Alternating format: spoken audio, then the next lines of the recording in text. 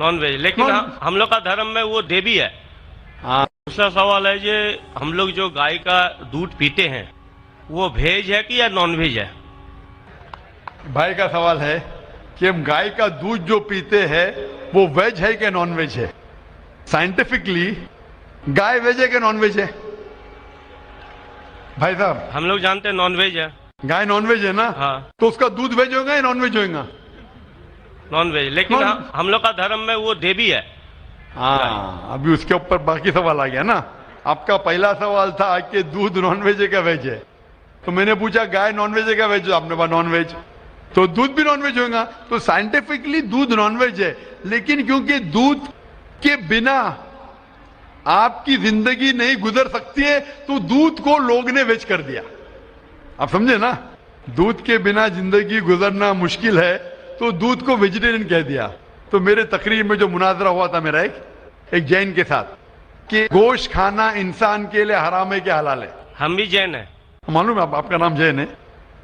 तो एक मुनाजरा हुआ था with the president of the Indian vegetarian congress mister Rashmi bhai Javeri, वो प्रेसिडेंट थे। तो एक मुनाजरा हुआ कि गोश्त खाना इंसानों के लिए हराम है कि हलाल है। और मुनाजरे में मैंने साबित किया कि गोश्त खाना इंसान के लिए हराम नहीं, अच्छा है, साबित किया। और उसमें यह भी कहा कि दूध नॉनवेज है, लेकिन सारे वेजिटेरियन दूध पीते, क्यों? आप समझ रहे ना? तो दूध साइंटिफिकली इज नॉन वेजिटेरियन। आपने कहा क्या है हमारी देवी है, आप अगर पढ़ेंगे जैसा मैंने कहा कि न तस्य प्रतिमास्ति, उस ईश्वर की कोई प्रतिमा नहीं, कोई अक्स नहीं। आप समझे ना? कोई अक्स नहीं, कोई पिक्चर नहीं, कोई पेंटिंग नहीं, कोई फोटोग्राफ नहीं। तो ये वेद के मुताबिक ये गलत हो जाता है। आप समझे ना? लेकिन फिर भी मैं जानता हूं कि कई किताबों में, क्योंकि हिंदू किताबें दो किस्म की है, श्रुति और स्मृति। श्रुति वो किताब जो भगवान की तरफ से आए, वेद और उपनिषद। स्मृति वो किताब जो इंसानों ने लिखी है।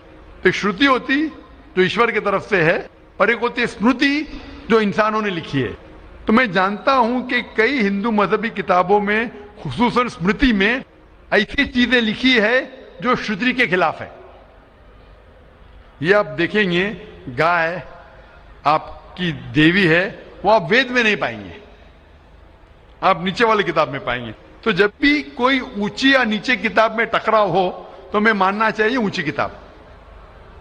कुरान इस्लाम की सबसे ऊंची किताब है। कुरान से कोई भी किताब टकराई तो हमें कुरान में मानना चाहिए, उस किताब में नहीं। आप समझे ना? तो इसी तरीके से अगर आप वेद में पढ़ेंगे, वेद में लिखा है कि खुदा का कोई अक्स नहीं, तो अगर वो मानेंगे तो हमें मानना पड़ेगा कि खुदा का कोई रूप नहीं।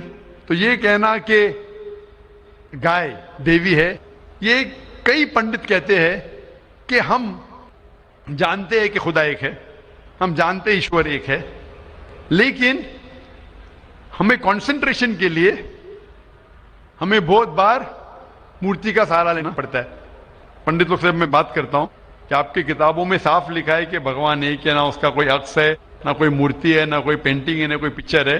तो वो कहते हैं हम मानते हैं ये बात पे, लेकिन क्या कंसंट्रेट करने के लिए पहले शुरुआत में हमें अक्स की जरूरत होती है, एक मूर्ति की।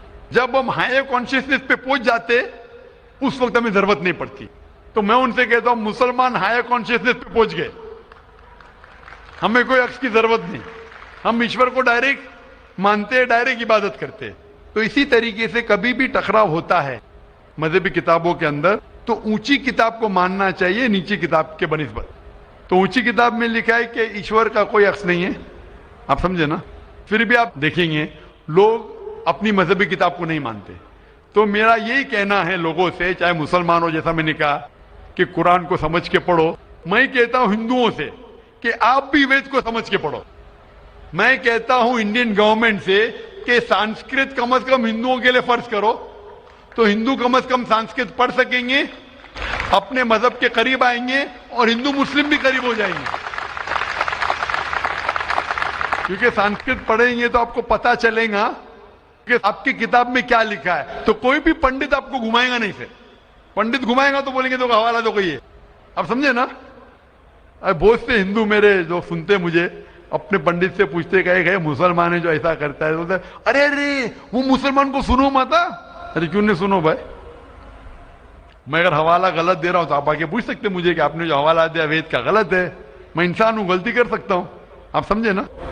तो मैं कहता हूं हिंदुओं से कि आप संस्कृत जानो, अपनी वेद पढ़ो, ताला विला कलिमतिन सवाइम बैन बैनकुम, आओ हम उस बात की तरफ जो आप और हम यकसा है, यकसानियत की तरफ आएंगे तो हिंदू मुसलमान एक हो जाएंगे। Hope the answer the question.